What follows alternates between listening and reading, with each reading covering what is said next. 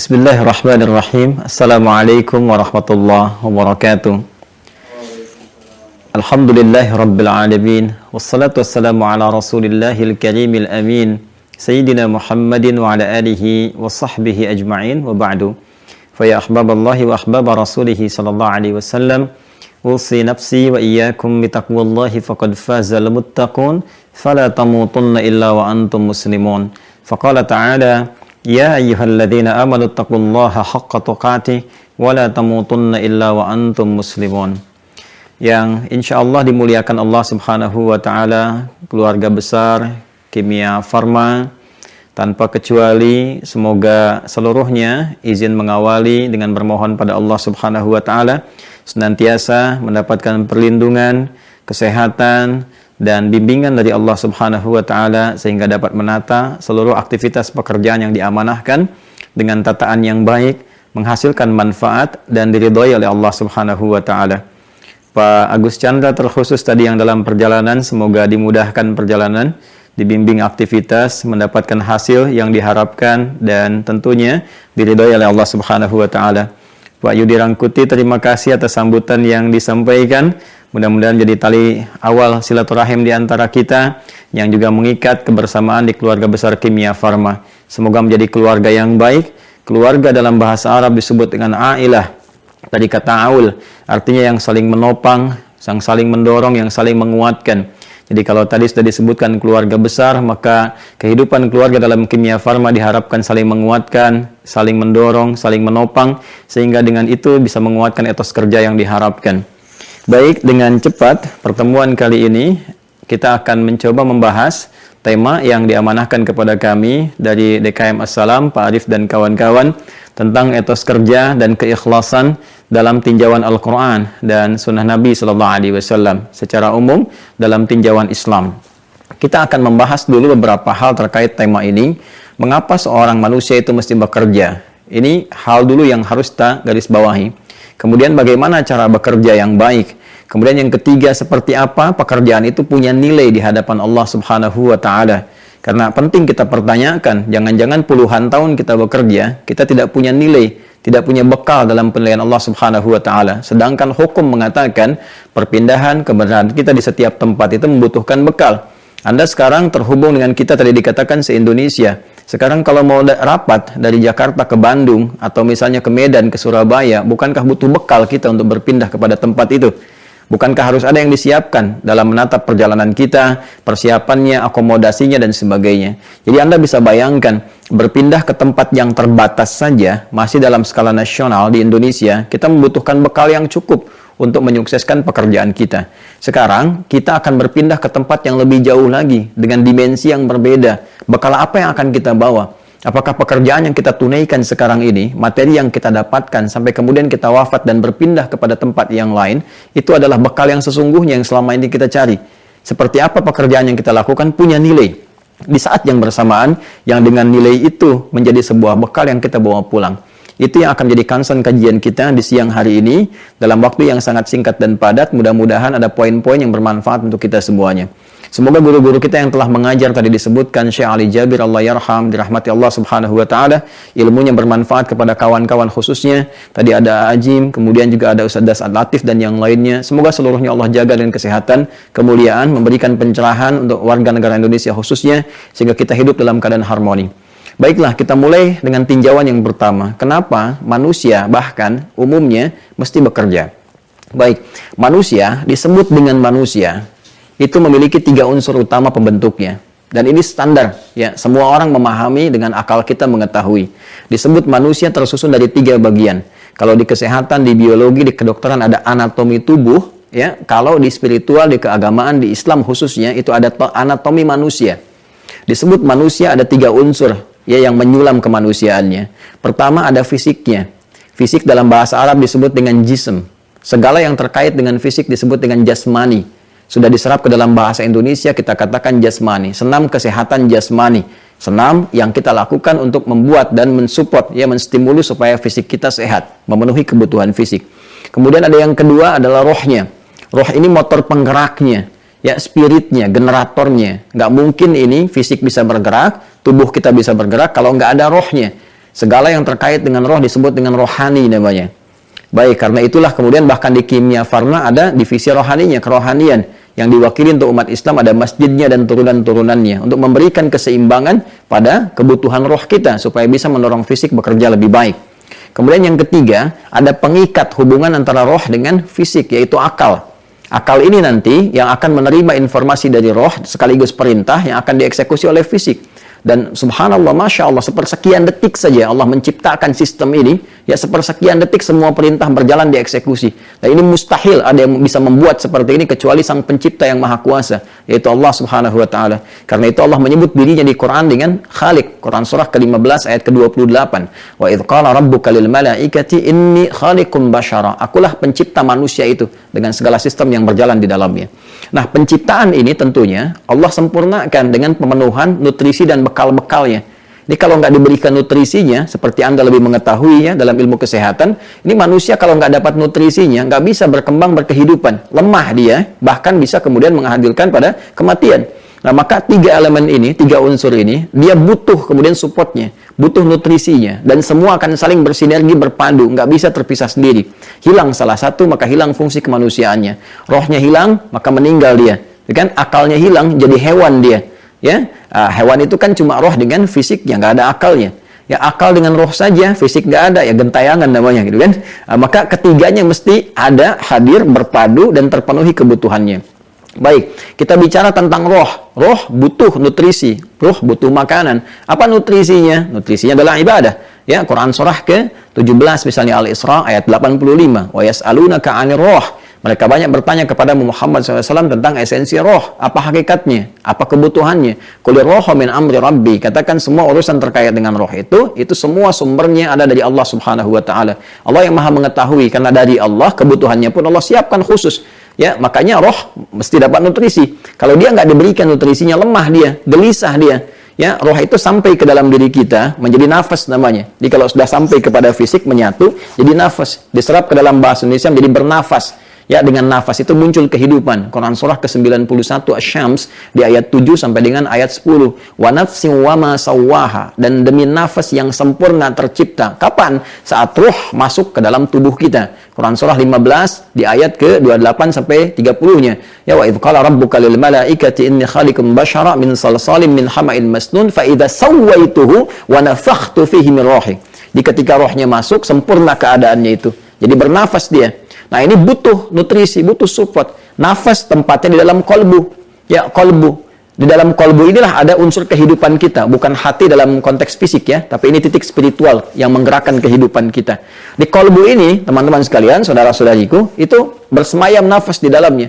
Kalau enggak kita berikan nutrisinya, maka dia bisa menjadi melemah, bahkan bisa berpenyakit. Maka muncul yang disebut dengan penyakit hati, malas, gelisah, ada ria, ada sombong, ada iri hati, dengki. Itu penyakitnya penyakit spiritual, roh di dalamnya, penyakit hati. Nggak bisa diobati dengan obat-obat fisik. Ya, dengan da itu penyakit fisik. Yang menyerang hati itu penyakit hati namanya marad. Fi qulubihim marad. Quran surah kedua ayat ke-10. Anda nggak bisa datang ke rumah sakit untuk mengobati penyakit hati, karena beda tinjauannya. Nggak ada di rumah sakit misalnya poliria, poli iri hati, poli gelisah, nggak akan ditemukan. Ya kan? Itu kaitan dengan fisikal. Maka di situ kita dihidangkan menu-menu ibadah. Ya, ada menu-menu seperti apa misalnya sholat, interaksi dengan Al-Quran, puasa, haji. Itu memberikan kemudian support kepada roh, nutrisi untuk roh. Nah, setelah dapat nutrisi itu ada ketenangan dalam jiwa. Ketenangan ini yang membimbing kita untuk berkreasi dalam kehidupan. Karena itulah ketika ibadah kita diminta untuk menunaikan dengan sempurna dan hasilnya ketenangan. Ya, ketenangan itu yang bermanfaat untuk hati. Quran surah ke-13 ayat ke-28. Ala bidzikrillahi tatma'innul qulub. Yakinkan pada dirimu dengan berzikir, dengan beribadah kepada Allah, dampaknya ke hati menjadi tenang. Supportnya kepada fisik menjadi kuat. Baik, kemudian juga akal kita butuh nutrisi, teman-teman sekalian. Apa nutrisinya? Pengetahuan, ilmu, penting bagi kita belajar. Karena itu banyak ayat-ayat turun mensupport kita supaya menajamkan pengetahuan untuk membimbing fisik beraktivitas. Anda nggak mungkin bisa bekerja secara fisikal kalau nggak ada basic ilmunya. Kan untuk masuk kimia farma juga mesti ada ukurannya. Parameter pertamanya apa? Ilmu. Apa ijazahnya? Apa background pendidikannya? Ya, karena itu ayat pertama turun Iqra, baca. Afala tatadzakkarun, afala tatafakkarun, afala tadabbarun. Apakah engkau tidak banyak menganalisis, banyak mengamati, banyak mencerna, banyak belajar, banyak meriset? Itu banyak ayat di Al-Qur'an mensupport kita untuk memenuhi nutrisi akal kita supaya logikanya jalan, ya. Logika itu kan nggak mungkin bisa digunakan kalau nggak ada support data. Data berubah menjadi informasi, informasi berubah menjadi pengetahuan. Dan inilah nutrisi yang dibutuhkan oleh akal. Sama fisik, kalau ini kita sudah paham semua. Fisik pun butuh nutrisi, butuh makanannya. Kalau nggak diasupi dengan makanan yang benar, gitu kan, dengan nutrisi yang sehat, yang baik, tentu akan lemah juga. Ya sama, akan lemah, mungkin sakit, mungkin juga akhir kehidupannya akan tiba, meninggal dunia. Karena itu turun ayat-ayat mensupport kebutuhan fisik. Apa di antaranya? Turun Quran surah kedua Al-Baqarah ayat 168. Ya, karena Allah pencipta manusia, maka Allah turunkan pula hukum umum. Ya, hukum universal yang semua manusia mau muslim atau bukan pasti nggak akan bisa berlepas dari hukum ini. Ayatnya mengatakan Quran surah kedua ayat 168. Ya ayyuhan nasu, hai semua manusia tanpa kecuali. Nanti kalau spesifik untuk orang yang telah beriman, umat Islam khususnya, nanti panggilannya spesifik menggunakan kata iman. Ya ayyuhalladzina amanu. Itu menunjukkan hal yang khusus. Tapi kalau hukumnya berlaku umum, maka Allah panggil dengan kata ya ayyuhan nas. Semua manusia tanpa kecuali. Panggilannya menjangkau semua kawasan pakai ya. Disebutkan 360 kali dalam Al-Quran. Ya kan? Dimanapun Anda berada, merasa jauh, merasa dekat, ya semua ayat ini berfungsi untuk seluruhnya. Ayyuha disebutkan 150 kali dalam Al-Quran. Memberikan hukum kekuatan sekaligus pengingat. Kata Allah, aku tegaskan, aku ingatkan. Semua manusia itu perlu memenuhi kebutuhan fisiknya. Kulu mimma fil ardi halalan thayyibah. Silahkan Anda berpetualang di bumi, cari background macam-macam, bekerja sesuai dengan passionnya. Nah, pada dasarnya ketika bekerja itu, tujuan utamanya apa? Salah satunya untuk memenuhi pokok kebutuhan fisik. Yang paling dasar itu apa? Makan. Ya kan? Makanya ketika ditanya, mau kemana Pak? Bu, kan kita jawab dengan metode kiasan, sinekdok, pas prototo. Disebutkan sebagian mewakili keseluruhan. Mau mencari sesuap nasi, gitu kan? Padahal yang dicari satu rice cooker, cari sandang, cari pangan, cari papan. Tapi yang pokok itu kan untuk makan. Ya, itu bahasa Arabnya kulu. Silakan cari makan untuk memenuhi kebutuhan fisik. Mimma fil ardi, di tempat yang kau bisa pijak. Jadi tersebar di bumi, silakan. Nggak ada di Bandung ke Jakarta, nggak ada di Jakarta ke Medan, nggak ada di Medan di Surabaya. Terus dicari sampai ke luar negeri untuk mendapatkan kebutuhan apa? Fisik.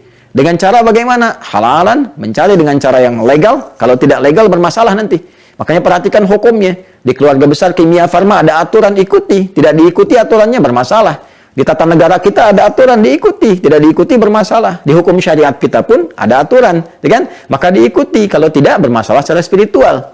Maka di sini halalan kalau sudah dapat kemudian yang dihasilkan itu dapat gaji, dapat honor, dapat macam-macam dengan cara yang benar, maka salurkan itu untuk mencari yang dibutuhkan oleh fisik. Ya, thayyib itu kebutuhan untuk menguatkan fisik. Jadi kata Al-Quran, nggak semua yang diinginkan itu mesti didapatkan. Kita ingin, tapi nggak baik buat tubuh. Alangkah lebih bagus kalau mencari yang lain sesuai dengan yang dibutuhkan. Itulah konsepsi halalan thayyibah. Jadi, fisik itu butuh penguatan nutrisi, kemudian akal juga butuh penguatan nutrisi lewat pengetahuan, roh juga butuh. Nah, bagaimana cara yang ideal kita memenuhi kebutuhan itu dalam konteks kita mencari, mendapatkan ya kebutuhan fisik, tapi juga ada kebutuhan rohnya terpenuhi, sekaligus akalnya juga sempurna. Ini akan kita padukan melalui semangat yang kuat. Dalam bahasa Yunani disebut dengan ethos. Ethos itu kan watak, karakter, semangat yang tinggi. Kita tarik ke pekerjaan. Pekerjaan itu kan pengamalan dari perintah Al-Quran. Ya, kata kerja, verb. Ya, kata perintahnya muncul. Ya, kulu, silahkan kau beraktivitas, silahkan bekerja. Bagaimana kerja yang menimbulkan semangat, seperti apa konsepsinya, dan saat yang bersamaan pekerjaan yang dilakukan memenuhi kebutuhan spiritual yang dengan bekal itulah dibawa pulang menghadap kepada Allah Subhanahu wa taala. Jadi kalau cuma bekal fisik masuk ke mulut, ya kemudian keluar jadi kotoran dan selesai. Yang dipakai pun akan usang. Baju yang dipakai saat balita, apakah sekarang dikenakan saat menjadi petugas di kimia farma? Dengan jabatan-jabatan tertentu kan tidak. Jadi semua yang kita kenakan akan berakhir. Bahkan di kain kafan itu pun nggak ada kantongnya. Apa yang kita cari sekarang nggak bisa dikantongi lagi gitu. Lantas pulang ke akhirat cari bekal apa? Sekarang pertanyaannya, seperti saya sampaikan di awal tadi kajian, apakah pekerjaan yang kita kerjakan sampai detik ini punya nilai untuk dibawa pulang? Ini yang kemudian kita turunkan bagaimana etos kerja dalam Al-Quran serta seni keikhlasan dalam menatap pekerjaan. Baik, ini sebagai pembuka di mukaddimah. Sekarang kita masuk kepada intinya setelah kita memahami gambaran aktivitas yang kita kerjakan. Nah, semua yang kita lakukan inilah sebagai fungsi khalifah di bumi. Ya, ini yang dimaksudkan di Quran surah kedua Al-Baqarah di ayat ke-30. Dan ini sangat istimewa. fungsi besar manusia membawa risalah ke bumi itu sebagai khalifah di tempat yang dipijak. Quran surah kedua ayat 30, wa idh qala rabbuka lil malaikati, dan ketika Rabbmu Muhammad SAW berfirman ya kepada kalangan malaikat dan sebagian jin yang ada pada saat itu, diviralkan firmannya ini, ingat ya, pahami ya kata Allah, ya, inni ja'ilun fil ardi khalifah, aku akan tetapkan, jadikan, ya kan, khalifah di bumi, di tempat yang dipijak. Jadi ardun itu asalnya setiap tempat yang dipijak. Jadi Anda mau ke Bandung, ke Bogor, kemanapun, begitu memijak sesuatu, Anda menjadi khalifah. Apa itu khalifah? Ya, saya sedikit dulu terangkan dengan cepat. Khalifah itu setidaknya punya dua arti utama. Pertama dari kata khalafa, yang saling menggantikan. Jadi sistem kehidupan di dunia ini, di bumi ini nggak abadi. Semua saling menggantikan. Di keluarga saling menggantikan. Ayah, ibu selesai, purna gitu kan. Meninggal, muncul anak menggantikan. Visi misi hidupnya di keluarga. Muncul cucu dan sebagainya. Anda di pekerjaan nggak akan selamanya ada di situ. Akan saling menggantikan. Sekarang direktur keuangannya A, besok B. Sekarang pimpinannya A, besok B. Ya, ada purnanya. Itu sistem kehidupan kita demikian. Makanya ketika diberikan amanah, jabatan pekerjaan, maka muncul makna yang kedua. Khalifah itu berarti sifat untuk memakmurkan. Ya, sifat untuk menyukseskan. Makmur itu dari kata amara, sesuatu yang bermanfaat. Ya, makanya usia kita disebut umur.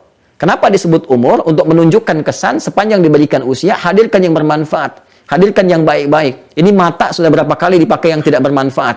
Ya kan? Telinga mendengar yang tidak bermanfaat. Itu tidak ada keberkahan dalam usia. Jadi kalau Anda ditanya berapa umur Anda, itu sekaligus memberikan pesan. Berapa manfaat yang sudah Anda hadirkan selama berkehidupan. Ya karena itulah kemudian fungsi khalifah menjadi pemakmur, membawa manfaat. Jadi ketika Anda ditugaskan di Kimia Farma, manfaat apa yang bisa Anda hadirkan? Bukan hanya untuk perusahaan, ya untuk bangsa, untuk negara, untuk masyarakat, sehingga kita punya legasi di situ, sekaligus juga punya hal yang dititipkan sebagai sejarah kehidupan kita. Nanti sisi lainnya sebagai bekal pulang menghadap Allah Subhanahu wa taala.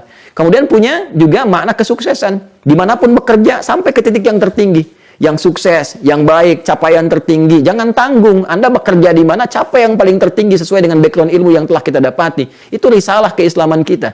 Ya, risalah Al-Quran. Apapun yang kita kemudian diamanahkan oleh Allah untuk kita lakukan, capai dengan capaian tertinggi. Pasang target yang maksimal. Sehingga kita tersupport untuk menampilkan yang terbaik dalam kehidupan. Nah, kaitan dengan etos kerja, semua ini nanti, baik menjadi khalifah, pemakmur, penyukses di setiap tempat yang kita pijak, pekerjaan yang kita lakukan, caranya Allah akan turunkan kepada kita sebagai support untuk mendapatkan hasil yang sangat luar biasa. Keikhlasannya pada bagian yang keduanya. Baik, kita mulai dengan etos dulu. Bagaimana menumbuhkan semangat pekerjaan yang baik untuk menghasilkan hasil yang maksimal baik dunia ataupun akhirat. Baik, teman-teman sekalian, jika diperkenankan saya menyebut dengan teman-teman untuk memudahkan ya. Jadi sesuatu kesuksesan, puncak kesuksesan yang ingin kita dapatkan, ingin kita capai ya, yang belum nampak sekarang ini, itu disebut dengan jannah namanya. Ya, jannah. Nah, ini untuk menambah wawasan ya, karena pada umumnya jannah seringkali dipahami, dimaknai dengan surga saja. Ya, pada asalnya jannah itu kesuksesan yang ingin diraih yang belum tampak. Kenapa surga itu dinamakan dengan jannah? Karena itu puncak kesuksesan tertinggi bagi setiap hamba yang belum tampak sekarang. Ya kan? Nah, dalam Al-Quran pun, segala yang ingin kita capai, orang-orang kalau sukses, meraih kebesaran, kehebatan, aset, dan sebagainya, termasuk dalam konteks dunia, itu diilustrasikan, dibahasakan oleh Al-Quran telah mendapatkan jannah. Ya, misal, kita ingin turunkan, ini dalam konteks dunia dulu ya. Nah, jadi kita turunkan konteks dunia, nanti akhirnya konteks akhiratnya. Di sini nanti ada etos, di sini nanti ada ikhlas, gitu kan? Nah, kita ambil contoh misalnya yang teman-teman sering baca di setiap Jumat ya, selain surah Yasin kan ada surah Al-Kahf juga kan. Kalau kita baca surah Al-Kahf surah ke-18 ayat 32 itu sampai 34 kan ada dialog tentang dua orang laki-laki kan. Quran surah ke-18 di ayat 32 dulu saya sebutkan ya. Jadi di surat Al-Kahf itu ada 4 kisah yang menginspirasi. Dianjurkan, disunahkan, dipelajari setiap hari Jumat, bukan sekedar dibaca. Dibaca dapat pahala bacaan, dipahami dapat inspirasi, ya kan? Nanti ada kisah para pemuda yang tangguh, gitu kan, mempertahankan iman dan punya kesuksesan dalam aktivitas. Yang kedua kisah tentang dialog dua orang sahabat, yang satu sukses dalam urusan dunia, bisnisnya banyak dan sebagainya, yang satu lagi soleh secara akhirat. Nanti mereka berdialog tentang keseimbangan, kan? Yang ketiga kisah Nabi Musa yang tetap belajar kepada hamba Allah yang soleh itu Khidir alaihissalam, dan yang keempat tentang Dzulkarnain yang menggenggam dunia di masanya. Nanti ada inspirasi bagaimana kita bisa mendapatkan hal-hal yang telah mereka raih dalam 4 tipe kehidupan yang berbeda tadi. Ya, di sini diceritakan Allah sampaikan wadrib lahum mathalar rajulaini, dan berikan kisah kepada mereka ya sebagai contoh inspirasi dalam kehidupan. Jadi Allah telah sampaikan dari 15 abad yang lalu kepada Nabi Muhammad SAW tentang kisah di masa lalu, ya, tentang kisah apa? Rajulaini, tentang dua orang sahabat. Jadi dua sahabatan, ya kan? Kemudian yang salah satu di antara mereka wadrib lahum mathalar rajulaini ja'alna li ahadihima jannataini. Bahkan satu di antara mereka itu sudah sukses mendapatkan dua kesuksesan besar. Jannataini, jannah itu tunggal, kalau pakai ain itu bentuknya dual, ya dual. Jadi ada yang tunggal singular, ada yang dual. Dua pakai ain itu dua. Kitab buku, kitabah ini dua buku, masjid satu, masjidah ini dua masjid, ya kan? Jannah itu satu aspek kesuksesan. Kalau jannataini berarti dua. Di masa lalu, orang-orang yang sukses itu, yang asetnya dipandang bagus, hebat, kayanya betul-betul kaya, itu kalau sudah punya kebun. Ya, karena di padang pasir kan semuanya gersang gitu kan, gersang. Kalau punya unta itu biasa. Bahkan unta pun nanti ada yang kualitasnya tinggi, itu yang sekarang harganya ratusan juta bisa miliaran. Ada unta hitam, ada unta yang keemasan gitu kan, tuh macam-macam, beda-beda. Ya, itu harganya bisa beda-beda. Tapi mereka dipandang biasa saja, kaya standar. Kalau memang ada yang kaya banget atau kebangetan kayanya, kan kaya itu standarnya ada yang kaya, ya kaya banget, ada yang kebangetan kayanya. Itu kalau sudah punya kebun-kebun yang rindang, yang ada anggurnya, ada kurmanya, macam-macamnya, ada aliran airnya dan sebagainya, gitu kan? Nah, karena itu refleksi kekayaan di masa-masa lalu itu ketika di padang pasir yang tandus mereka punya kebun. Kebun itu disebut dengan jannah. Ya, gambaran kesuksesan di masa lalunya. Kalau kita sekarang mungkin bisa direfleksikan kalau unta-unta yang mewah tadi mungkin dengan mobil-mobil yang cukup luar biasa, ya saya tidak perlu sebut sehingga tidak harus mengendorse gitu ya. Mobil-mobil yang mahal-mahal, yang bagus-bagus, aset-aset yang melimpah, rumah yang mewah, taman-taman yang indah, itu digambarkan dengan jannah. Nah, dia itu punya dua kebunnya, bayangkan. Kalau kita sekarang mungkin asetnya banyak, perusahaannya banyak, ya mengalir keindahan banyak hal di dalamnya. Ini sukses, ya sukses secara dunianya sukses. Baik. Namun nanti punya persoalan dalam persoalan akhiratnya. Nanti ini kita bahas kemudian. Ya. Tapi apa standar kesuksesan yang bisa diraih? Ya, sehingga dia bisa mendapatkan apa yang dia hasilkan itu. Ya. Nah, ini masih dalam konteks dunia. Jadi kalau kita masih bicara etos dan kita kaitkan dengan keduniaan, ini hanya akan terbatas kalimatnya pada kerja saja. Makanya kalimat etos seringkali disandingkan dengan pekerjaan. Etos kerja, semangat, ya kan? Kerja, kerja, kerja. Nah, kalau kita ingin berhasil dari pekerjaan saja dalam konteks dunia, maka standar sekali ukurannya. Ya, apa itu? Nah, pindah kita kemudian ke Quran, surah ke-3 Ali Imran, ayat 142. Jawabannya. Baik, perhatikan kalimatnya. Am hasibtum an tadkhulul jannata walamma ya'lamillahu alladhina jahadu minkum wa ya'lamas sabirin. Ini standar umum. Apa Anda duga Anda akan sukses begitu saja, termasuk dalam konteks pekerjaan Anda sekarang, ya kan? Di kimia farma, apakah akan menghasilkan target yang telah Anda tentukan di awal, sukses tiba-tiba, kemudian kan dapat meraih ini, capaian kemudian dapat tercapai dengan bagus, targetnya maksimal. Apakah mudah itu diraih seperti membalik telapak tangan? Ya, apalagi pengen surga gitu kan, yang dimensinya berbeda, yang lebih besar lagi tingkatannya, apakah mudah begitu saya didapatkan? Ya, walamma ya'lamillahu alladhina jahadu minkum wa ya'lamas sabirin. Sementara belum tampak pada diri kalian, kata Allah Subhanahu wa taala, sementara belum tampak pada diri kalian kesungguhan, keseriusan untuk bisa meraih itu semua.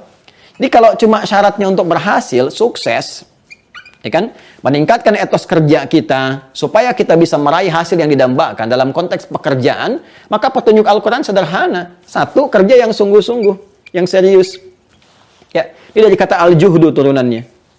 Cintai pekerjaan Anda. Ini rumus standar. Semua orang mengatakan kalau Anda pengen kerja yang sukses, ya Anda serius. Cintai pekerjaan Anda. Hormati apa yang diamanahkan kepada Anda, gitu kan? Nah, ini juhdu. Turunan dari kata juhdu nanti ada 3. Nanti ini yang kemudian merangkai menjadi kata jahadu, bentuk jama. Yang pertama, ya, itu yang disebut dengan ijtihad. Kesungguhan dalam merencanakan, ya, mapping, punya rencana, punya visi, ya. Visinya, rencananya, targetnya, schedule-nya, macam-macamnya, ini ijtihad namanya. Konsepnya, ya. Kemudian ada jihad, eksekusi fisiknya, kemudian ada mujahadah. Mujahadah. Nah, Ini yang menenun kemudian, tiga hal ini yang menenun kalimat jahada, jamaknya disebut dengan jahadu. Kata Allah, kalau mau sukses, Anda ingin berkata pekerjaan Anda pengen sukses, pengen baik. Kata Allah, ayo silahkan. Anda serius. Serius apa? Pertama merencanakan. Apa konsep pekerjaan Anda? Apa yang mau dicapai? Targetnya apa? Visinya apa? Yang jelas dulu. Landscape-nya bagaimana? Saya ketika akan bekerja itu kita mau yang landscape yang jelas, dicapaiannya, target jangka panjangnya, jangka menengahnya, jangka pendeknya. Ini termasuk manajemen sukses dalam Al-Quran. Saya pernah sampaikan ini di beberapa perusahaan di Indonesia. Ya, ada beberapa perusahaan di otomotif, ada di gas dan macam-macamnya. Dan ini konsepsi dasar. Dan ketika diikuti hasilnya luar biasa. Ya, luar biasa teman-teman. Nah, jadi pertama harus punya landscape dulu pekerjaan. Ini targetnya apa? Tadi dibilang tentang vaksin, tentang ini, tentang itu. Konsepsinya apa? Dasarnya apa? Targetnya bagaimana? Hasilnya seperti apa? Evaluasinya seperti apa? Kita punya rencana di sini. Setelah itu, konsep yang sudah ada, supaya tidak kemudian terbakukan dalam konsep saja, eksekusi. Dengan jihad. Jihad itu perjuangan fisik, kesungguhan dalam mengeksekusi rencana-rencana yang sudah disiapkan. Itu asalnya demikian, secara fisikal. Ya, makanya perjuangan tertingginya, ya, membela sesuatu yang sudah disiapkan, direncanakan, terkonsepsikan, kemudian diserang orang, ya, ada pembelaan secara fisik disebut dengan jihad. Itu tingkat tertingginya di militer itu, ada aksi militer untuk membela. Jadi jihad secara fisik itu bukan menyerang dengan asal-asalan, tidak, ya, bukan nembak orang, ngebom orang sembarangan, tidak. Karena itu kalau Anda, mohon maaf ya, mendengar informasi ada yang ngajak misalnya menghukumi tertentu tanpa dasar, tembak anu, bom anu, walaupun membawa nilai-nilai agama yang disematkan, tinggalkan, itu jauh. Ya, itu jauh sekali. Saya pernah waktu ada kejadian bom Jalan Tamrin itu, dan semoga Allah menjaga kita semua tidak pernah terjadi lagi, ya. Saya ada di Lampung, itu ditanya sama jemaah, Ustaz, apakah itu yang bom di Jalan Tamrin termasuk jihad fisabilillah? Saya bilang, Mas, sependek pengetahuan saya, jihad fisabilillah itu jihad di jalan Allah, bukan di Jalan Tamrin. Ya, jadi ada konsepsinya, ya, ada ukuran-ukurannya gitu, ada kaidah-kaidahnya. Jadi jihad itu asalnya dia maknanya punya makna umum. Nanti spesifiknya terkait dengan pembelaan-pembelaan izzah.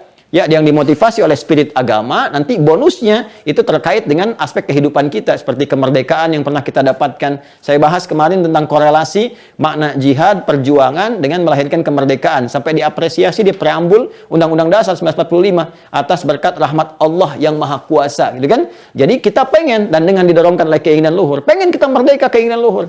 Ya, beratus-ratus tahun, sudah masanya lama, tapi rahmat dan berkat Allah belum turun. Begitu kita berjuang dengan sungguh-sungguh, turunlah itu. Nah, dalam konteks umum kepekerjaan, perjuangan fisik untuk mengeksekusi ide kita, itu disebut jihad juga. Karena itu kalau Anda niatkan sebagai ibadah, itu dinilai sebagai jihad. Jihad yang standar nantinya, ada pahalanya, begitu keluar. Nah, ini perjuangan fisiknya. Di sini diterapkan job desk-nya apa, kemudian eksekusinya bagaimana, dan sebagainya. Terus jangan dikira ini mudah. Ya, kadang-kadang ada tantangan yang muncul dalam jiwa kita juga.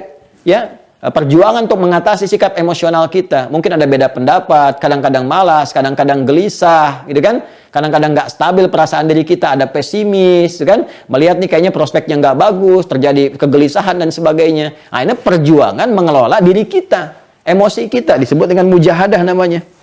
Ya, ini aspek emosinya, perjuangan mengelola emosi kita, perasaan kita, jiwa kita. Ini kalau kita bisa kelola ini semua, ya, emosinya bagus, saling mengikat dengan baik, nggak ada nanti kecemburuan antara staf satu dengan yang lainnya, ada bagian divisi tertentu yang memberikan ketenangan kepada jiwa, pekerjaan ditata, evaluasinya bagus, ada R&D-nya, research and development-nya, kemudian ada evaluasinya, semua bergerak bersamaan, sungguh-sungguh, tinggal satu poin lagi, sabar. Ya, Anda kerjakan dengan baik, prosesnya dijalani dengan maksimal, ditunggu, sabar, telah berikhtiar, muncul wa ya'lamus sabirin, ditutup dengan sabar. Dan semua konsepsi ini dikerjakan oleh siapapun, mau yang beriman, yang tidak beriman, ini serius dikerjakan sukses. Ya, betapa Thomas Alva Edison, berapa banyak percobaan, kemudian dia bersabar dengan itu, ya kan? Dan dia menghasilkan sesuatu yang sekarang kita bisa rasakan. Kalau kita mau mengambil non-muslim sebagai contoh, ya, kalau yang muslim banyak sekali, bahkan jadi inspirasi ke barat. Bagaimana Avicenna itu sabar dari mulai menghafal Quran, dari mulai belajar otodidak, kemudian sampai ke belajar di kedokteran, sampai sekarang menginspirasi. Ya, Averroes dengan pemikirannya, beliau seorang dokter bedah. Ibnu Rusdi itu dokter bedah itu. Ya, Ibnu Sina kapasitas selekta kedokteran beliau kuasai, tapi jangan salah, beliau pun ahli Quran, hafal Quran, tahu tafsir, tahu hadis. Kalau lupa salat 2 rakaat untuk mengingat, ya, itu paham teori kedokteran. Ibnu Rusdi itu dokter bedah, ahli tafsir, ahli fikih, dan punya kitab namanya Bidayatul Mujtahid. Dibahas sekarang di hampir semua strata pendidikan di Timur Tengah, bahkan di Indonesia, bahkan sekarang di masjid-masjid. Ya, kita punya Al-Kindi, Al-Khawarizmi, Al-Battani, gitu kan, Jabir bin Hayyan dan sebagainya. Itu kalau kita serius, sukses. Nah, jadi kalau Anda bertanya, bagaimana meningkatkan etos kerja dalam pandangan Al-Quran, kalau raihan hanya sekedar pekerjaan saja, ini Anda seriuslah bekerja. Kan? Serius bekerja, landscape-nya yang baik, visinya bagus. Ini standar, kita pun sudah tahu. Ya, tinggal prakteknya berjalan nggak sepenuhnya seperti itu. Nah, sekarang pertanyaannya, apakah semua pekerjaan yang dihasilkan dengan konsepsi ini otomatis juga melahirkan nilai di hadapan Allah Subhanahu wa ta'ala? Punya nilai nggak? Ya kan? Jadi bekal nggak kita untuk menghadap Allah? Atau nilainya dunia saja? Nah, kan sementara kita mengetahui bahwa kita itu kan sifat kehidupan kan selalu berganti, berpindah. Kan sampai ujungnya nggak pindah lagi. Ujung yang nggak pindah lagi disebut dengan akhirat namanya ini. Ujung yang tidak pindah lagi. Selama di dunia berpotensi pindah. Tidurnya sekarang di kasur, besok di sofa. Kadang di rumah, kadang di kantor. Itu sifat dunia biasa. Kan bahkan pindah tempat. Sekarang di Bandung, besok di Jakarta. Itu dunia. Dan itu butuh bekal. Nah, sekarang nanti pada saatnya kita akan berpindah ke alam yang nggak ada pindah lagi, yaitu akhirat. Bekalnya pun berbeda. Untuk mendapatkan bekal ini perlu nilai. Ya, perlu nilai yang berbeda. Jadi saat dikerjakan, saat yang bersamaan, dia punya nilai akhiratnya. Nah, konsepsi untuk menjadikan pekerjaan dunia yang saat bersamaan punya nilai akhirat, itu disebut ibadah namanya. Jadi jangan dibatasi ibadah itu pada konsep ritual saja, semacam sholat misalnya, ya itu ritual. Baca Quran itu ritual, tapi jangan lupa ada ibadah juga yang praktikalnya terkait dengan tata kelola kehidupan kita. Secara sosial, ya itu semua pekerjaan kita berpotensi jadi ibadah. Karena Allah pun sudah menegaskan. Anda bertanya konsepsi ibadah dalam Al-Quran, ya konsepsi berkehidupan. Allah turunkan Quran surah ke-51 Adz-Dzariyat di ayat 56. Wa ma khalaqtul jinna wal insa illa liya'buduni. Dan tidaklah aku jadikan seluruh aktivitas manusia itu apapun yang dikerjakan kecuali dia punya tujuan menjadikannya sebagai ibadah kepadaku. Jadi sebetulnya semua pekerjaan kita itu yang bernilai baik itu bisa menjadi ibadah. Ya.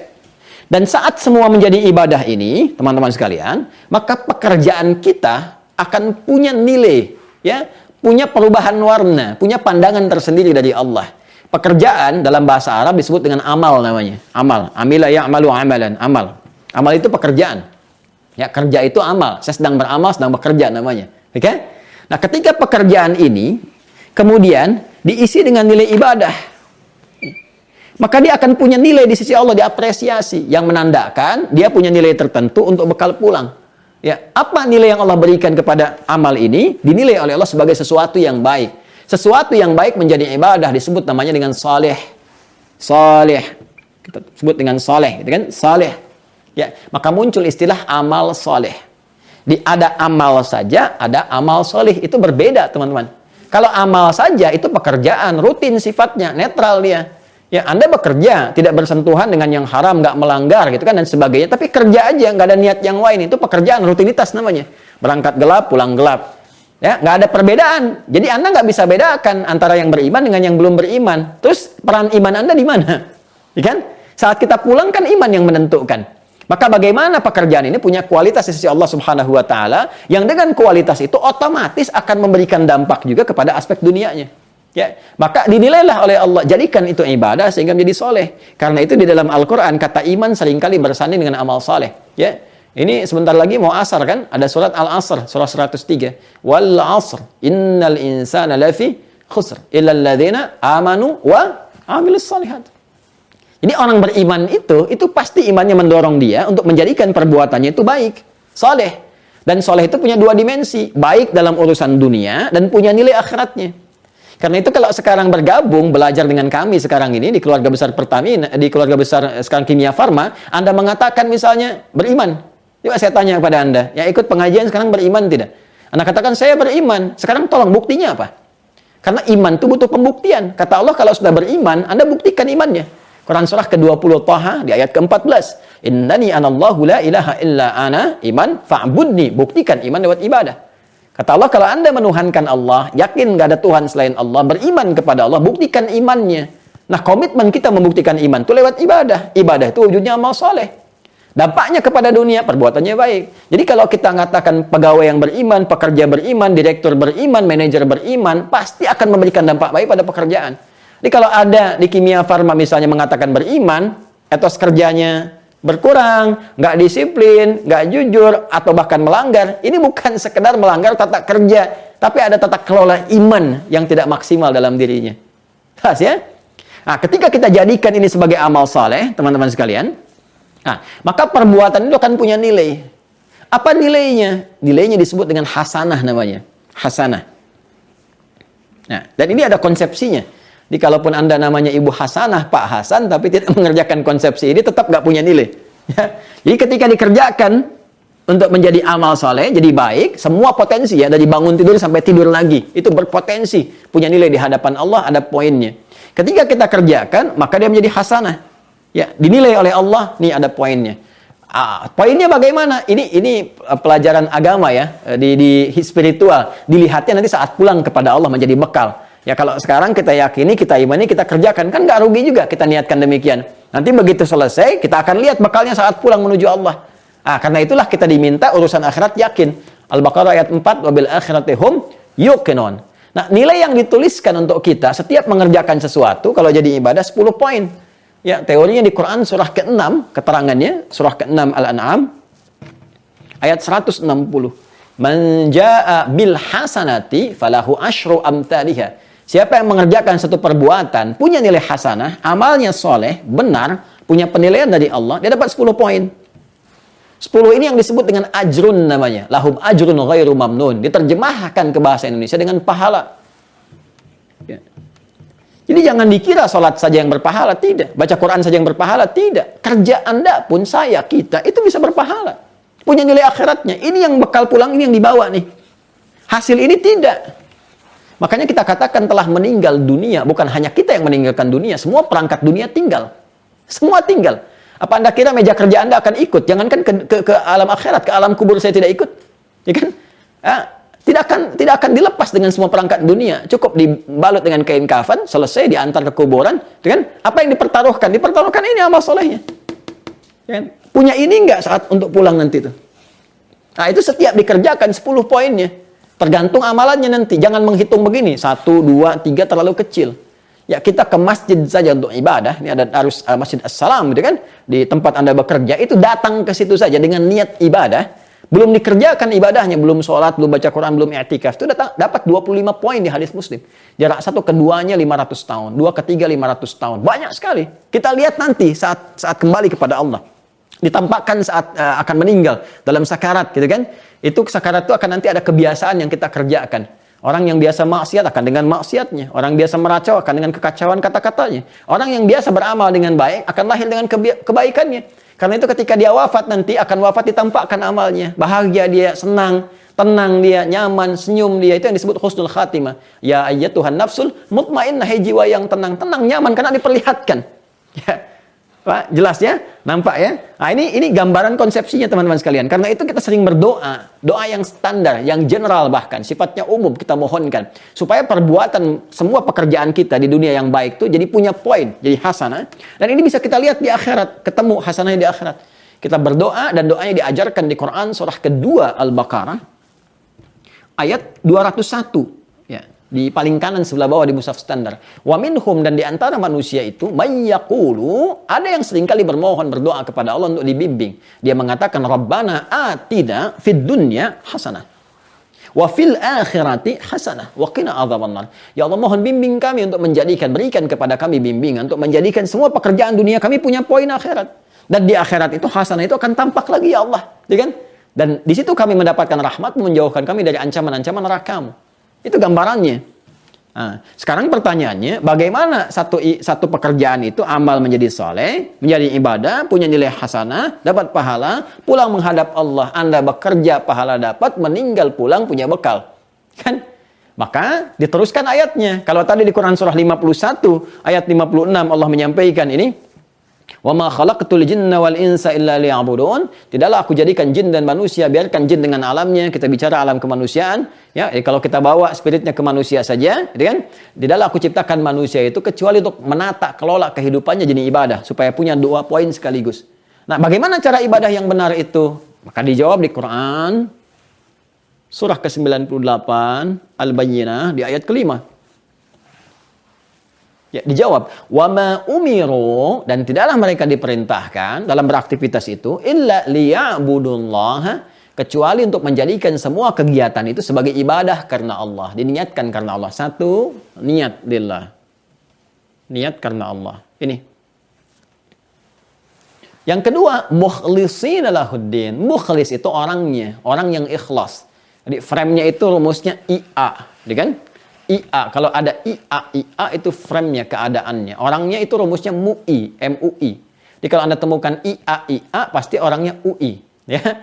IA ikhlas, orangnya mukhlis. Ihsan, orangnya muhsin. Iman, orangnya mukmin.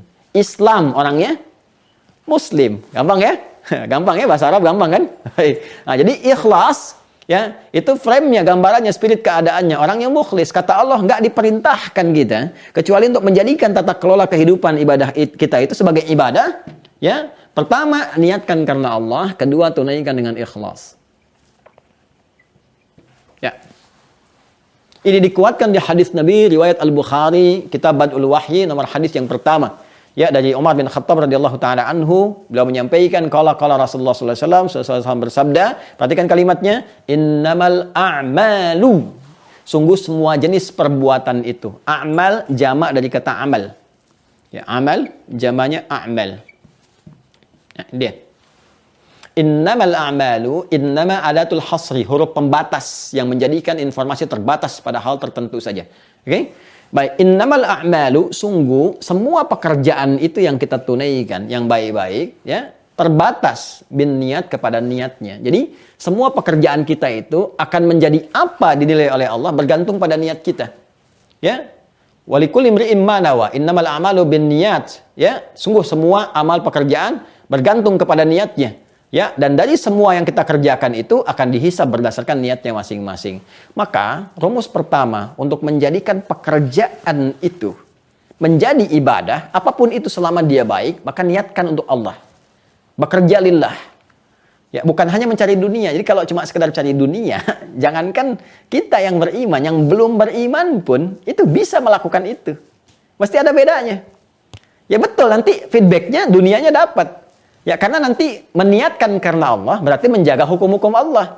Ya, nggak sembarangan akan kelihatan. Saya bekerja niat karena Allah. Bukan cuma mencari pekerjaan, dapat gaji, dapat posisi. Kalau itu hanya sekedar dunia, itu standar baru yang pertama. Yang lain juga bisa. Tapi kita merubah cara kerja kita. Di divisi manapun Anda bekerja. Niatkan karena Allah. Begitu diniatkan karena Allah, maka semua yang dikerjakan dapat poin tadi. Dan hukum berlaku. Apa yang berlaku dalam hukum itu, Anda akan tampakkan niat itu lewat perilaku. Maka ketika Anda lakukan pekerjaan itu karena niat karena Allah, Allah katakan, kamu ya adil dalam pekerjaan, jujur dalam bekerja, jangan korupsi, jangan menipu, kan? Jangan berbuat curang. Ayatnya ada semua. Bahkan nanti ada surah Al-Mutaffifin, kan? Untuk yang perbuatan curang dilarang. Ada ayat jangan korupsi di Al-Maidah itu, as-sariqu was-sariqatu faqta'u aydiyahuma jazaa'an bima kasaba. Kan? Kalau korupsi, kalau engkau mencuri, aduh lebih baik potong tangan aja deh kata Allah. Kan? Ini sindiran yang tajam sekali karena tangan diciptakan bukan untuk berbuat buruk kata Allah. Kan? Jadi kalau orang benar-benar niat ibadah, nggak akan tergerak untuk nyogok, nggak akan tergerak untuk korupsi, ngambil yang tidak berhak dan sebagainya. Bekerja, etos kerjanya naik tinggi. Jadi dengan ikhlas, dengan kita berniat benar karena Allah itu feedbacknya kepada aspek dunia itu akan tinggi. Silahkan Anda lacak dalam sejarah, dan ini pelajaran terbaik kita. Semua orang-orang Islam yang beraktivitas, kan, dengan semua niat pekerjaan lillah, sukses. Mau jadi apapun, birokrat, diplomat, pengusaha, pedagang, macam-macam. Yang Uthman bin Affan sukses, Abu Bakar As-Siddiq sukses, Abdurrahman bin Auf sukses. Itu kalangan-kalangan para niagawan, kan? Ya, para hartawan yang sangat luar biasa. Dan itu dahsyat. Hartanya datang terus, sukses bisnisnya dan sebagainya. Ya, kapan mereka bisa sukses? Ketika meniatkan pekerjaannya karena Allah. Itu omsetnya 2 kali lipat, bahkan berlipat-lipat dari ketika mereka sebelum beriman. Apapun itu. Pengetahuan ada, yang di militer ada, ya macam-macam, semuanya sukses, bahkan membangun peradaban. Ya, Spanyol, Andalusia ketika sukses 7 abad jadi peradaban, mercusuar dunia, terutama ke Eropa pada masa itu. Ya, apa yang menjadikan itu sukses? Kan awalnya dunia juga ada, dibangun ada, arsitek banyak. Tapi ketika nilai iman masuk, diniatkan karena Allah, berubah. Sesuatu yang dahsyat. Dan makmur. Ya, karena hukum dijaga. Itu nikmat pekerjaan demikian. Kalau nggak percaya silahkan praktekkan sesama muslim di Kimia Farma teman-teman. Jaga, gitu kan? Niatkan sebagai ibadah. Jaga hukum-hukum Allah dengan benar yang standar dalam kehidupan. Ya, saling bersabar, mengingatkan kepada kebaikan, saling motivasi, saling support, saling membantu. Di Al-Maidah itu kan ya, jelas konsepsinya wa ta'awanu 'alal birri wat taqwa, saling membantu pada kebaikan. Mungkin divisi ini butuh bantuan kita tolong dengan niat ibadah, saling mensupport. Kuat. Ya. Kemudian kita jaga supaya ini tidak luntur. Tepikan segala hal yang bisa mengotorinya. Kalau saya gambarkan, saya punya misal air bening, dan tercampur ada pasir misalnya. Kemudian saya ingin ekstrak supaya ini keluar. Ya, nggak bercampur lagi. Saya keluarkan tuh, saya pisahkan. Nah, itu ketika saya tanggalkan, saya pisahkan, saya hilangkan. Ya, sehingga menjadi murni, bersih lagi, itu khalis namanya. Khalis. Prosesnya disebut akhlas. Sifatnya disebut ikhlas. Jadi ikhlas itu asalnya membersihkan, menghilangkan segala campuran-campuran yang bisa memberikan warna, memengaruhi atau merubah pada sesuatu yang bening, yang murni sebelumnya. Jadi kalau kita bicara ikhlas dalam meningkatkan etos kerja, bekerja karena Allah Subhanahu wa taala, maka ikhlas dalam menjaga niat kita. Ikhlas dalam menjadikan pekerjaan sebagai ibadah. Jadi ketika Anda diberikan amanah misalnya di Kimia Farma atau dalam tugas manapun, ya, saya mau meningkatkan etos kerja, ikhlas, maka mulai tunaikan dengan semangat, tatibnya apa, capaiannya apa, niatkan sebagai ibadah, hukum Allah dijaga, ada hukum yang terkait dengan sosial di pekerjaan kita, gitu kan? Maka ini nggak boleh, jangan lakukan. Ya, jangan khawatir teman-teman sekalian, rizki itu udah diatur. Rizki yang belum diatur, rizki sudah diatur. Yang belum jelas itu keberkahan dan muara hidup kita. Anda mau mengerjakan dengan cara apapun, dapatnya nggak akan mengurangi kuantitas yang sudah Allah tetapkan. Cuman kualitas yang berbeda. Ya, jadi kalau kita kerjakan dengan jujur pun, Allah telah atur rezeki itu tetap. Semua manusia dapat bagiannya sempurna sampai kita meninggal. Ada yang 1 miliar, 100 miliar, 1 triliun. Kelihatan di awal banyak dapat itu sama aja, nggak akan melebihi kuota yang telah Allah tetapkan. Cuma keberkahannya akan beda. Ya, jadi disitulah kemudian Allah berikan keberkahan. Kalau keberkahan itu datang sudah tenang, nyaman, tata kelola hidup pun menjadi tentram luar biasa. Jadi ini gambaran singkat bagaimana meningkatkan etos kerja kita di divisi manapun, jenis pekerjaan apapun yang kita lakukan, dan kemudian bagaimana pekerjaan itu punya nilai di sisi Allah dengan keikhlasan yang kita tanamkan berdasar niat yang kita lakukan, menjadikan pekerjaan sebagai ibadah karena Allah Subhanahu wa taala. Ini mungkin terlihat biasa. Apalagi bagi Anda yang siang itu kan nggak mudah ya untuk bisa belajar. Jadi saya mengapresiasi ini, nggak mudah untuk bisa belajar, menyimak, itu nggak mudah, tantangannya banyak. Apalagi dalam dunia pekerjaan. Tapi selalu berpikir satu hal, bahwa sesibuk apapun, kita pasti akan pulang. Makanya di ibadah kita ada sholat isya. Ya, isya. Itu kan kalau kita urut subuh, orang Arab, kemarin saya bahas di Jakarta ya. Offline saya datang itu ada silaturahim, saya diminta kultum. Saya sampaikan, semua itu punya makna di Islam, termasuk waktu sholat.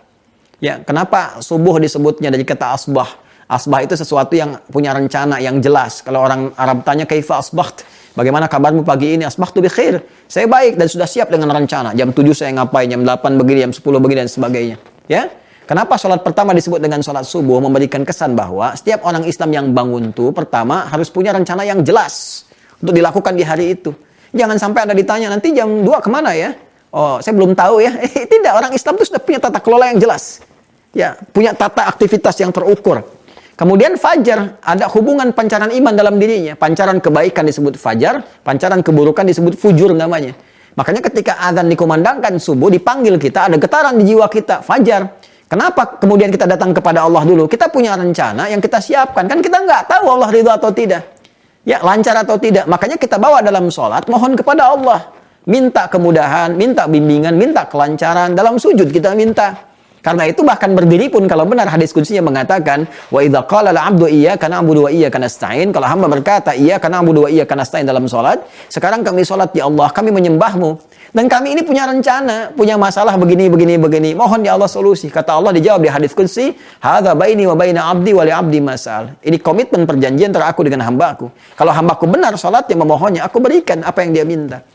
Jadi hikmah ya, dari sholat subuh kita datang itu, kita membawa rencana kita supaya Allah berikan persetujuan.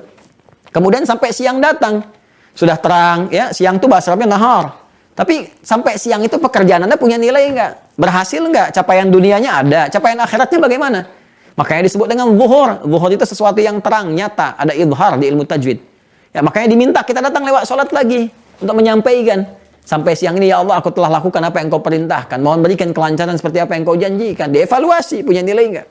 Sampai sore. Sore itu bahasa Arabnya masa. Ya, tapi jangan-jangan sampai sore pun ada waktu yang belum tergunakan dengan baik jadi ibadah. Saya mau tanya ya, mohon maaf ya. Dari tadi bangun saja sampai sekarang jam 2 kurang seperempat, berapa yang jadi ibadah? Tuh. Jadi kalau saya berikan gambaran kepada Anda diberikan modal nih, ya, oleh Kimia Farma misalnya. Modalnya 24 juta. Anda diminta untuk mengelola. Kita ambil yang kecil dulu ya, 24 juta. Anda diminta mengelola. Anda balik ke perusahaan cuma bawa 20 juta. Rugi kan 4 juta? Ya. Maka pimpinan akan menilai ada yang kurang nih. Sekarang Allah yang menciptakan kita semua kasih kita 24 jam momentum untuk diisi beraktivitas. Aktivitas ini mesti punya nilai sebagai bekal pulang saat kita meninggal pulang kepada Allah. Nah, momentum yang diberikan untuk diisi beraktivitas itu asar namanya. Makanya muncul surah Al-Asr untuk memberikan kesan kepada kita, jangan sampai rugi ketika engkau mengisi waktu itu dengan aktivitas yang tidak benar. Jadi rugi nantinya. Nama manusia yang ditunjuk untuk mewakili aktivitasnya disebut insan namanya. Disebutkan 65 kali dalam Al-Quran. Maka perhatikan surah 103 Al-Asr. Wal Asr. Kata Allah, demi waktu, momentum yang aku berikan pada manusia untuk mengisi dengan beraktivitas. Innal insana lafi khusr. Sungguh manusia yang beraktivitas dari bangun tidur sampai tidur itu berpotensi rugi. Karena aku berikan modal 24 jam dalam sehari sampai datang ajal. Tapi dia tidak gunakan itu untuk menata aktivitas sehingga punya poin pulang. Kan? Makanya Allah katakan illa kecuali illalladzina amanu wa amilus shalihat. Tuh, muncul lagi. Kecuali orang yang mengisi itu dengan iman, pancaran iman itu mendorong dia berbuat baik, jadi ibadah, jadi amal soleh. Nah, sekarang pekerjaan Anda, saya, kita, sampai hari ini, siang ini, jelas kan jadi ibadah. Kalau nggak diingatkan asar, jangan sampai rugi. Kenapa? Karena sesibuk apapun, pasti ada masa purnanya, maghrib. Maghrib itu matahari pun tenggelam. Maka pekerjaan kita pun akan tuntas. Ya, pada puncaknya isya. Ada asya, ada isya. Sekarang masih asya, mencari ma'isyah. Asya itu masih bergerak, aktivitas kerja. Itu saya lihat, Masya Allah, ada yang pegang dokumen, tanda tangan, ini, itu. Ya, ada yang berhubungan. Itu masih aktif. Nanti ada tiba waktunya isya. Harokat pindah dari fathah ke kasrah. Kasrah itu artinya tanggal, hilang, selesai. Anda sesibuk apapun akan tuntas. Saya pun akan selesai. Begitu selesai kita istirahat, terpejam. Dan kita tidak tahu apakah itu pejam terakhir. Atau pejam sementara yang akan membangkitkan kembali untuk memberikan bekal tambahan kita sebelum pulang.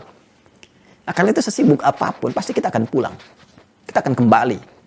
Penting bagi kita dan terima kasih diberikan kesempatan kita untuk mengaji ya dan macam-macam. Saya tidak minta apapun dari teman-teman sekalian.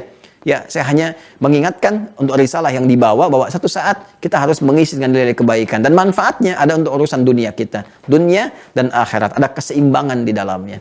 Itu yang dimaksudkan dengan etos kerja dalam Al-Quran, menjaga menjadi ibadah dengan nilai keikhlasan, dan semoga dengan apa yang disampaikan, setidaknya memberikan tambahan-tambahan yang berkah-berkah keilmuan, yang dengan itu memberikan dorongan kita untuk beramal. Nanti penerimanya akan beda-beda. Ya, mungkin ada yang diterima masih biasa, nanti dalam keadaan-keadaan yang sedang teduh, terenungkan kembali. Ya, ada yang cepat nanti kemudian, ada yang mengevaluasi dan sebagainya, itu kembali kepada keadaan diri masing-masing. Tapi kita saling mendoakan supaya Allah berikan kepada kita jalan kehidupan yang baik, hayatan thayyibah, dan akhir yang mulia, husnul khatimah. Demikian, Allahumma taqabbal minna innaka antas sami'ul alim wa tub 'alaina innaka antat tawwabur rahim. Rabbana atina fid dunya hasanah wa fil akhirati hasanah wa qina adzabannar. Allahumma ij'alna min ahlil Qur'an waj'al al-Qur'ana sahiban lana fid dunya wa syafi'an lana fil akhirati ya arhamar rahimin. Ij'al baqiyata hayatina hayatan thayyibah wa akhir wafatina husnul khatimah. Wa sallallahu ala sayyidina Muhammad wa ala alihi wa sahbihi ajma'in. Wa akhiru da'wana subhanakallahumma wa bihamdika nashhadu an la ilaha illa anta nastaghfiruka wa natubu ilaik. Walhamdulillahi rabbil alamin. Assalamualaikum warahmatullahi wabarakatuh.